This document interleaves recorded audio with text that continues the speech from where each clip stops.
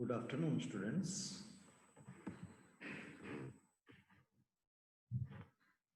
Here we start explaining meaning, definition, and nature of personality.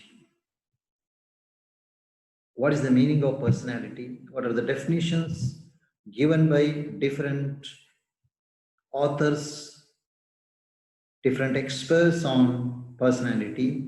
And on the basis of these definitions, what are the nature or what is the nature of personality? So let us discuss this one by one.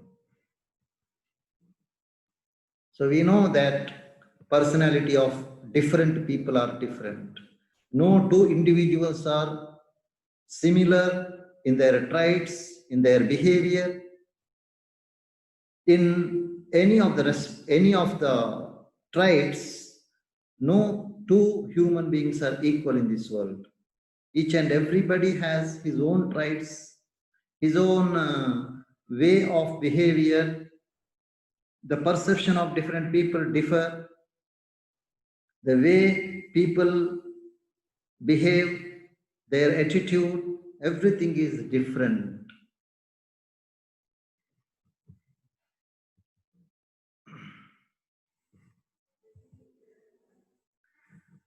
To study the human behavior, we should understand this individual differences. Individual differences are due to psychological and physiological factors. It may be due to psychological factor, it may also be due to physiological factor. Analysis of the psychological factor is the first step in understanding human behavior.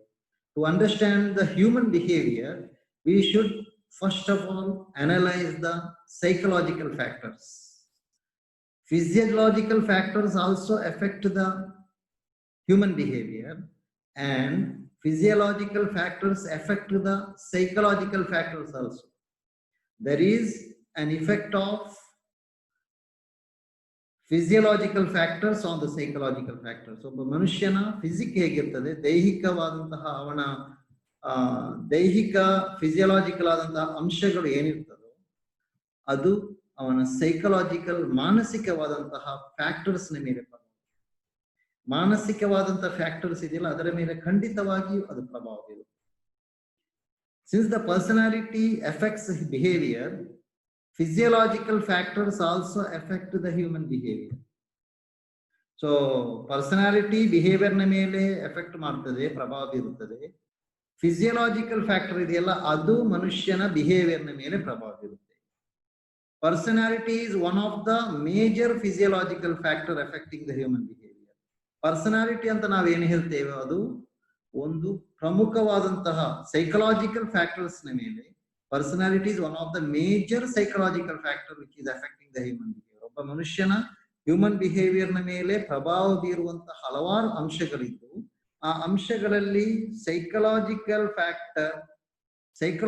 Factor ಅಂತ ಏನು ಹೇಳ್ತೇವೋ ಅದು ತುಂಬಾ ದೊಡ್ಡ ಪ್ರಭಾವವನ್ನು ಬೀರುತ್ತದೆ ಅಂತ ನಾವು ತಿಳಿದಿರಬೇಕು.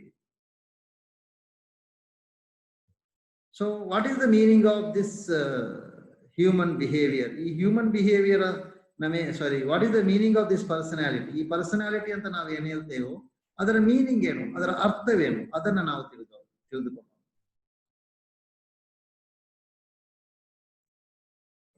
Personality is known by the conduct, behavior, movements and everything else concerning the individual. ಒಬ್ಬ ವ್ಯಕ್ತಿಯ ಮೇಲೆ ವ್ಯಕ್ತಿಗೆ ಸಂಬಂಧಪಟ್ಟಂತಹ ಅವನ ನಡವಳಿಕೆ ಆಗಿರ್ಬೋದು, ಕಂಡಕ್ಟ್ ಆಗಿರ್ಬೋದು, ಬಿಹೇವಿಯರ್ ಆಗಿರ್ಬೋದು, ಅವನ ಚಲನೆ ಮೂವ್ಮೆಂಟ್ ಆಗಿರ್ಬೋದು, ಇನ್ನು ಏನೇ ಇರಲಿ ಇವೆಲ್ಲವೂ ಒಬ್ಬ ವ್ಯಕ್ತಿಯ ಪರ್ಸನಾಲಿಟಿಯ ಮೇಲೆ ಪ್ರಭಾವ ಬೀರುತ್ತೆ. ಪರ್ಸನಾಲಿಟಿಯನ್ನು ಇದರಿಂದ ನಾವು ತಿಳ್ಕೊಳ್ಬಹುದು. ಒಬ್ಬ ವ್ಯಕ್ತಿ ಹೇಗೆ ಬಿಹೇವ್ ಮಾಡ್ತಾನೆ, ಹೇಗೆ ಕಂಡಕ್ಟ್ ಅವನದು ಹೇಗಿದೆ, ಅವನ ವೇ ಆಫ್ ಬಿಹೇವಿಯರ್ ಹೇಗಿರ್ತದೆ, ಇದನ್ನ ನೋಡಿಕೊಂಡು ನಾವು ಅವನ ಪರ್ಸನಾಲಿಟಿಯನ್ನು ಅಳೆಯಬಹುದು. ಪರ್ಸನಾಲಿಟಿ ಎಂಬ ವರ್ಡ್ ಲ್ಯಾಟಿನ್ ಭಾಷೆಯಲ್ಲಿರುವಂತಹ ಪರ್ಸೋನಾ ಎಂಬಂತಹ ಒಂದು ಶಬ್ದದಿಂದ ಬಂದಿದೆ. ಪರ್ಸೋನಾ ಅಂತ ಹೇಳುವ ಒಂದು ಶಬ್ದದಿಂದ ಈ ಒಂದು ವರ್ಡ್ ಬಂದಿದೆ. ಇಲ್ಲಿ ನೋಡಿ, ಪರ್ಸೋನಾ ಇದರಿಂದ ಬಂದಿದೆ. ಟು ಅದರ ಅರ್ಥ ಏನಂದ್ರೆ ಟು ಸ್ಪೀಕ್ ಥ್ರೂ, ಮಾತನಾಡುವುದು, ಹೀಗೆ ಮಾತಾಡ್ತಾ ಇರುವುದು ಎಂಬ ಒಂದು ರೀತಿಯಲ್ಲಿ ಅದಕ್ಕೆ ಅರ್ಥವನ್ನ ಕೊಡಬಹುದು. ಇಲ್ಲಿ the term denoted the mask ಅಂತ ಹೇಳ್ತೇವಲ್ಲ, ಮಾಸ್ಕ್ ಹಾಕುದು. ನಾವು ಈಗ ಸಾಮಾನ್ಯವಾಗಿ ಮಾಸ್ಕ್ ಹಾಕ್ತಾ ಇದ್ದೇವೆ ಈ ಕೊರೋನಾ ಸಂದರ್ಭದಲ್ಲಿ. ಈಗ ಮಾಸ್ಕ್ ಏನಂದ್ರೆ ನಿಮಗೆ ಬೇಕಾಗಿಲ್ಲ. Mask worn by the actors. ಕೆಲವೊಂದು ಆಕ್ಟರ್ಸ್ ಗಳು ಈ ಮಾಸ್ಕ್ ಅಲ್ಲ, ಅವರ ಒಂದು ಪರ್ಸನಾಲಿಟಿಯನ್ನು ಬೇರೆ ರೀತಿಯಲ್ಲಿ ತೋರಿಸಕ್ಕೆ ಬೇಕಾಗಿ ಗ್ರೀಕ್ ಡ್ರಾಮಾದಲ್ಲೆಲ್ಲ ಆಕ್ಟರ್ಸ್ ಗಳು ಏನ್ ಮಾಡ್ತಾ ಇದ್ರು ಅಂದ್ರೆ ಮಾಸ್ಕ್ ಹಾಕ್ತಾ ಇದ್ರು. It was used by the actors to change their appearance, ಅವರ ಅಪಿಯರೆನ್ಸ್ ಅನ್ನು ಬದಲಾವಣೆ ಮಾಡಲಿಕ್ಕೆ. But in Roman times it was taken as an articular character itself. ಅದೊಂದು ವಿಶಿಷ್ಟವಾದಂತಹ ಒಂದು ಕ್ಯಾರೆಕ್ಟರ್ ಆಗಿ ಅದನ್ನ ರೋಮನ್ ಟೈಮ್ಸ್ ಅಲ್ಲಿ ಅದನ್ನ ತಗೊಳ್ತಾ ಇದ್ರು.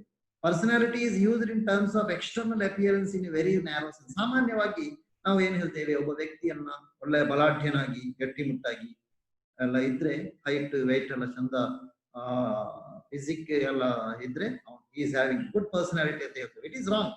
ಇದು ನ್ಯಾರೋ ಸೆನ್ಸ್ ಅಷ್ಟೇ. It is only narrow sense.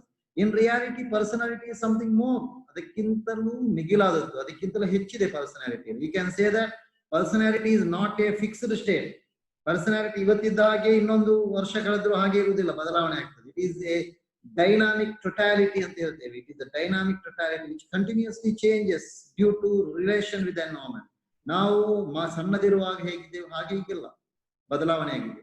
ನಮ್ಮ ಪರಿಸರ, ನಮ್ಮ ಸ್ನೇಹಿತರು, ನಮ್ಮ ಎನ್ವೈರನ್ಮೆಂಟ್, ನಮ್ಮ ತಂದೆ ತಾಯಂದಿರು, ನಮ್ಮ ಸಮಾಜ, ಈ ರಾಜಕೀಯ, ಸಾಮಾಜಿಕ, ಸೈಕಲಾಜಿಕಲ್ ಏನೆಲ್ಲ ಫ್ಯಾಕ್ಟರ್ಸ್ ಇದೆ, ಇದರಿಂದಾಗಿ ಬದಲಾವಣೆ ಆಗ್ತಾ ಇರ್ತದೆ. Let me explain now definition of personality. ಒಂದು 3 ಡೆಫಿನಿಷನ್ ಇದೆ. Gordon Allport. Personality is the dynamic organisation within the individual of those psychological systems that determine his unique adjustment to his environment. ಅವನ environment ಗೆ ಯಾವ ರೀತಿ ಹೊಂದಾಣಿಕೆ ಆಗುತ್ತೆ ಅಂದ್ರೆ dynamic organisation ಅಂತ ಹೇಳ್ಬೋದು. ಅದು ವಿದಿನ್ ದ ಇಂಡಿವಿಜುವಲ್, ಒಬ್ಬ ವ್ಯಕ್ತಿಯ ಒಳಗಿರುವಂತಹ ಡೈನಾಮಿಕ್ ಆದಂತಹ ಆರ್ಗನೈಸೇಷನ್, ಒಂದು ಸಂಘಟನೆ. ಆಫ್ ದೋಸ್, ಯಾವುದರ ಸಂಘಟನೆ, ಯಾವುದರ organisation? Of those psychological systems. ಅವನಲ್ಲಿರುವಂತಹ ಸೈಕಲಾಜಿಕಲ್ ಸಿಸ್ಟಮ್ ಇದೆಯಲ್ಲ, ಮಾನಸಿಕವಾದಂತಹ ವ್ಯವಸ್ಥೆಗಳು, ಅದರ ಒಂದು ಸಂಘಟನೆ. That determine his unique adjustment to the environment. ಆ ಮೂಲಕ ಅವನು ಏನ್ ಮಾಡ್ತಾನೆ, ಅದು ಏನನ್ನೇ ಡಿಟರ್ಮಿನ್ ಮಾಡ್ತದೆ ಅಂದ್ರೆ ಅವನು ಯಾವ ರೀತಿಯಲ್ಲಿ ಅವನ ಪರಿಸರದೊಂದಿಗೆ ಯಾವ ರೀತಿಯಲ್ಲಿ ಅವನು ಹೊಂದಾಣಿಕೆ ಆಗ್ತಾನೆ ಎಂಬುದನ್ನ, ಅವನ ಪರಿಸರದೊಂದಿಗೆ ಹೊಂದಾಣಿಕೆ ಆಗ್ತಾನಲ್ಲೋ ಅದನ್ನ ಅದು ತೋರಿಸ್ತದೆ. ಇನ್ನೊಂದು ಡೆಫಿನೇಷನ್ ಇದೆ, ಫ್ಲಾಯ್ಡ್ ರಶ್ ಅವರು ಕೊಟ್ಟಂತ definition. Personality includes external appearance and behaviour. ಇದು ಎಕ್ಸ್ಟರ್ನಲ್ ಅಪಿಯರೆನ್ಸ್ ಮತ್ತು ಬಿಹೇವಿಯರ್ ಪರ್ಸನಾಲಿಟಿಯಲ್ಲಿ ಒಳಪಡ್ತದೆ. Inner awareness of self as a permanent organising force. ಅದರಲ್ಲಿ ಪರ್ಮನೆಂಟ್ ಆರ್ಗನೈಸಿಂಗ್ ಫೋರ್ಸ್ ಯಾವುದು? ಇನ್ನರ್ ಅವೇರ್ನೆಸ್, ಆಂತರಿಕವಾದಂತಹ awareness. And the particular pattern or organisation of measurable traits, both inner ಅವನ ಒಳಗಿರುವಂತದ್ದು ಮತ್ತು ಅವನ ಹೊರಗಿರುವಂತದ್ದು, ಇವೆರಡೂ ಸೇರಿ ಇದೆಲ್ಲದರ pattern of organisation of measurable traits. ಅವನಲ್ಲಿರುವಂತಹ ವಿವಿಧ ಟ್ರೈಟ್ಸ್ ಗಳಿದೆಯಲ್ಲ, ಅದನ್ನು ಹೊಂದಿಕೊಂಡಿದೆ. ಆ pattern or organisation of measurable traits ಅಂತ ಹೇಳ್ಬೋದು. ಅದೊಂದು ಮೆಜರೇಬಲ್ ಟ್ರೈಟ್ಸ್ ಇದೆಯಲ್ಲ, ನಮ್ಮಲ್ಲಿ ಅಳೆಯಬಹುದಾದಂತಹ ಕೆಲವೊಂದು ಲಕ್ಷಣಗಳಿರ್ತದೆ ಒಬ್ಬ ವ್ಯಕ್ತಿಯಲ್ಲಿ. ಅದರ ಆರ್ಗನೈಸೇಷನ್ ಅಥವಾ ಅದರ ಒಂದು ಪ್ಯಾಟರ್ನ್, ಅದರ ರೀತಿ. ಇನ್ನು ಫ್ರೆಡ್ ಲುತಾನ್ಸ್ ಹೇಳುವಂತ ಡೆಫಿನೇಷನ್ ನೋಡಿ. Personality means how a person affects others. ಒಬ್ಬ ವ್ಯಕ್ತಿ ಯಾವ ರೀತಿ ಇತರರ ಮೇಲೆ ಪ್ರಭಾವ ಬೀರ್ತಾನೆ, and how he understands and views himself as well as the pattern of inner and outer measurable traits and person situation interaction. ಇವೆಲ್ಲವೂ ಒಳಪಡ್ತದೆ ಪರ್ಸನಾಲಿಟಿಯಲ್ಲಿ. He understands and views himself. ಅವನು ಯಾವ ರೀತಿ ಅವನನ್ನು ಅರ್ಥ ಮಾಡ್ತಾನೆ, ಅವನ ಬಗ್ಗೆ ಅವನ ದೃಷ್ಟಿಕೋನ ಹೇಗಿರ್ತದೆ, ಮತ್ತು ಅದೇ ರೀತಿ ಅವನ ಇನ್ನರ್ ಮತ್ತು ಔಟರ್ ಮೆಜರೇಬಲ್ ಟ್ರೈಟ್ಸ್, ಅಳೆಯಬಹುದಾದಂತ ಅವನ ಲಕ್ಷಣಗಳಿದೆಯಲ್ಲ ಅದು. ಮತ್ತೆ ಪರ್ಸನ್ ಸಿಚುವೇಶನ್ ಇಂಟರಾಕ್ಷನ್. ಒಬ್ಬ ವ್ಯಕ್ತಿ ಸಿಚುವೇಶನ್ ಗೆ ಹೊಂದಿಕೊಂಡು ಯಾವ ರೀತಿ ಇಂಟರಾಕ್ಷನ್ ಮಾಡ್ತಾನೆ, ಯಾವಾಗ್ಲೂ ಕೋಪದಲ್ಲಿರುವುದು, ಯಾವಾಗ್ಲೂ ನಗ್ತಾ ಇರುವುದು, ಯಾವಾಗ್ಲೂ ಕೂಲ್ ಆಗಿರುವಂತದ್ದು. No, never he ಏನು ಇದೆಲ್ಲ ಅವನ ಒಂದು ಪರ್ಸನಾಲಿಟಿಯ ಲಕ್ಷಣಗಳು. ಕೆಲವರು ಹೊಂದಾಣಿಕೆ ಆಗ್ತಾ ಹೋಗ್ತಾರೆ, ಕೆಲವರು ಹೊಂದಾಣಿಕೆ ಆಗುದಿಲ್ಲ. ಇದೆಲ್ಲವನ್ನು ಒಟ್ಟು ಸೇರಿಸಿ ನಾವು ಪರ್ಸನಾಲಿಟಿ ಅಂತ ಹೇಳ್ಬಹುದು. ಇನ್ನು ನೇಚರ್ ಆಫ್ ದ ಪರ್ಸನಾಲಿಟಿ, ಈ ಡೆಫಿನಿಷನ್ ಗಳಿಂದೆಲ್ಲ ನಮಗೆ ಪರ್ಸನಾಲಿಟಿಯ ನೇಚರ್ ಅನ್ನ ತಿಳಿಯಬಹುದು. ನೋಡಿ ಇಲ್ಲಿ, personality is a dynamic whole. The dynamic whole. Definition of personality given by Allport reveals that personality is dynamic whole. ಅವರು ಕೊಟ್ಟಂತ ಡೆಫಿನಿಷನ್ ನಾವು ಇದನ್ನು ಅರ್ಥ ಮಾಡ್ತೇವೆ. ಅದು ಡೈನಾಮಿಕ್, ಬದಲಾವಣೆ ಆಗ್ತಾ ಇರುತ್ತದೆ ಅಂತ.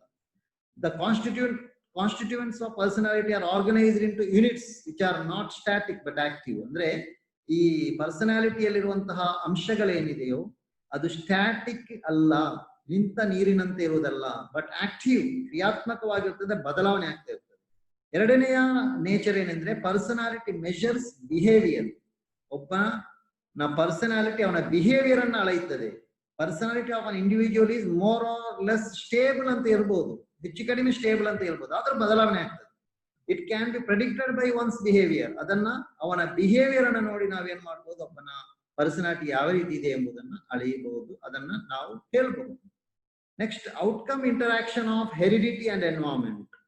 Most of the psychologists review that personality is the net result of the interaction of the heredity characters and environment factors. ಅಂದ್ರೆ ಹೆಚ್ಚಿನ ಸೈಕಾಲಜಿಸ್ಟ್ ಗಳ ಪ್ರಕಾರ the thing is the interaction of heredity character, ಅವನ ವಂಶ ಪಾರಂಪರ್ಯವಾಗಿ ಬಂದಂತ ಅವನ ಕ್ಯಾರೆಕ್ಟರ್ ಮತ್ತು environment factors, ಅವನ ಪರಿಸರದಲ್ಲಿರುವಂತಹ ಫ್ಯಾಕ್ಟರ್ಸ್ ಇದೆಯಲ್ಲ, ಇವೆರಡು ಸೇರಿ ಇಂಟರಾಕ್ಷನ್ ಆಗುವಾಗ ಏನಾಗ್ತದೆ, ಅದರ ನೆಟ್ ರಿಸಲ್ಟ್ ಆಗಿರ್ತದೆ ಸೈಕಾಲಜಿಸ್ಟ್ ಹೇಳೋ ಪ್ರಕಾರ ಪರ್ಸನಾಲಿಟಿ ಎಂಬುದು. The growth and development of physical, social, emotional and moral R affected by environmental factors. ಅಂದ್ರೆ ಒಬ್ಬನ ದೈಹಿಕವಾಗಲಿ, ಸಾಮಾಜಿಕವಾಗಲಿ, ಭಾವನಾತ್ಮಕವಾಗಲಿ ಅಥವಾ ಮಾರಲ್, ನೈತಿಕವಾದಂತಹ ಡೆವಲಪ್ಮೆಂಟ್ ಗ್ರೋತ್ ಇದೆಯಲ್ಲ, ಅದರ ಮೇಲೆ ಎನ್ವೈರನ್ಮೆಂಟಲ್ ಫ್ಯಾಕ್ಟರ್ಸ್ ಖಂಡಿತವಾಗಿ ಪ್ರಭಾವ ಬೀರ್ತದೆ. ಅವನು ಜನಿಸುವಾಗ ಅವನ ವಂಶ ಪಾರಂಪರ್ಯವಾಗಿ ಅವನ ಒಬ್ಬ ವ್ಯಕ್ತಿಯ ತಂದೆ ತಾಯಂದ್ರೆ ಹೇಗಿರ್ತಾರೆ ಅದರ ಆ ಸ್ವಭಾವ ಅವನಲ್ಲಿ ಬರದೇ ಬಂದಿರಬಹುದು, ಅದು ಪರ್ಸನಾಲಿಟಿ ಟ್ರೈಟ್ಸ್ ಅವನಿಗೆ ಬಂದಿರಬಹುದು. ಆದ್ರೆ ಆ ನಂತರ ಅವನು ಯಾವ ರೀತಿಯಲ್ಲಿ ಅವನ ಎನ್ವೈರನ್ಮೆಂಟ್ ಇರ್ತದೆ, ಅವನ ಗ್ರೂಪ್ ಹೇಗಿರ್ತದೆ, ಅವನ ಪಿಯರ್ ಗ್ರೂಪ್ ಹೇಗಿರ್ತದೆ, ಅವನ ಫ್ರೆಂಡ್ಸ್ ಯಾವ ರೀತಿ ಇರ್ತಾನೆ, ಅವನು ಎಲ್ಲಿ ಕಲಿತಾನೆ, ಅವನ ತಂದೆ ತಾಯಂದಿರ ಬಿಹೇವಿಯರ್ ಹೇಗಿರ್ತದೆ, ಅವನ ಫ್ರೆಂಡ್ ಸರ್ಕಲ್ ಹೇಗೆ, ಇದೆಲ್ಲ ಅವನ ಎನ್ವೈರನ್ಮೆಂಟ್, ಅದು ಅವನ ಮೇಲೆ ಪ್ರಭಾವ ಬೀರುತ್ತದೆ. Next is motive force. There are many theories of motivation which contributes to the understanding of dynamics of personality. Motivation theory ತುಂಬಾ ಇದೆ, ಅವೆಲ್ಲವೂ ಹಲವಾರು ಥಿಯರಿಗಳು, ಮ್ಯಾಸ್ಲೋಸ್ ಥಿಯರಿ ಆಗಲಿ, ಹರ್ಟ್ಸ್ಬರ್ಗ್ಸ್ ಥಿಯರಿ ಆಗಲಿ ಅಥವಾ ಬೇರೆ ಬೇರೆ ಥಿಯರಿಗಳಿವೆ. ಇವು ಸಹ ಅದರ ಪ್ರಕಾರ ಏನಂದ್ರೆ ಮೋಟಿವ್ ಇದೆಯಲ್ಲ, ಅವನ ಮನುಷ್ಯನ ಮೋಟಿವ್, ಅವನನ್ನ ಮೋಟಿವೇಶನ್ ಮಾಡುವಂತಹ ಅವನ ಮೋಟಿವ್ಸ್ ಇದೆಯಲ್ಲ, ಮೋಟಿವ್ ಫೋರ್ಸ್, ಅದು ಡೈನಾಮಿಕ್ಸ್ ಆಫ್ ಪರ್ಸನಾಲಿಟಿಯನ್ನ ತಿಳಿಯಲಿಕ್ಕೆ ನಮಗೆ ಸಹಾಯಕವಾಗಿದೆ. Behaviour is affected over all by the motives. ನಮ್ಮ ಮೋಟಿವ್ಸ್, ಈಗೋ ಇನ್ವಾಲ್ವ್ಮೆಂಟ್, ಇನ್ಸೆಂಟಿವ್ಸ್ ಎಕ್ಸೆಟ್ರಾ, ಇವೆಲ್ಲವೂ ನಮಗೆ ಸಿಗುವಂತ ಇನ್ಸೆಂಟಿವ್, ಯಾವ ರೀತಿ ಸಂಬಳ ಸಿಗ್ತದೆ, ಏನು ಬೆನಿಫಿಟ್ ಸಿಗ್ತದೆ, ನಮ್ಮಲ್ಲಿ ಈಗೋ ಹೇಗಿರ್ತದೆ, ನಮ್ಮ ಈಗೋ ಒಬ್ಬ ವ್ಯಕ್ತಿಯ ಅವನ ಆಸೆ ಆಕಾಂಕ್ಷೆಗಳು ಹೇಗಿರ್ತದೆ, ಇವೆಲ್ಲವೂ ಸಹ ಏನ್ ಮಾಡ್ತದೆ ಬಿಹೇವಿಯರ್ ನ ಮೇಲೆ, ಇವೆಲ್ಲವೂ ಮೋಟಿವ್ ಫೋರ್ಸ್ ಆಗಿರ್ತದೆ, ಬಿಹೇವಿಯರ್ ನ ಮೇಲೆ ಪ್ರಭಾವ ಬೀರ್ತದೆ. ಇದಿಷ್ಟು ವಿಷಯಗಳನ್ನ ಇವತ್ತು ನಿಮ್ಮ ಮುಂದೆ ನಾನು ಪ್ರಸ್ತುತಪಡಿಸಲಿಕ್ಕೆ ಇಚ್ಛಿಸಿದ್ದೆ, ಅದನ್ನು ಈಗ ಮುಗಿಸಿದ್ದೇನೆ. Next in the next class onwards we will see other factors, other things for determinants of personality ಅಂತ ಇದೆ, ಹೆರಿಡಿಟರಿ ಬೇರೆ ಬೇರೆ ರೀತಿಯಲ್ಲಿ, ಅದನ್ನ ನಾವು ಡಿಟೇಲ್ಡ್ ಆಗಿ ಕಲಿಯುವ. ಈಗ ಅದರ ಸಣ್ಣ ಒಂದು ಎಕ್ಸ್ಪ್ಲನೇಷನ್ ಕೊಟ್ಟಿದ್ದೆ. Thank you for listening to this class. See you again in the next class.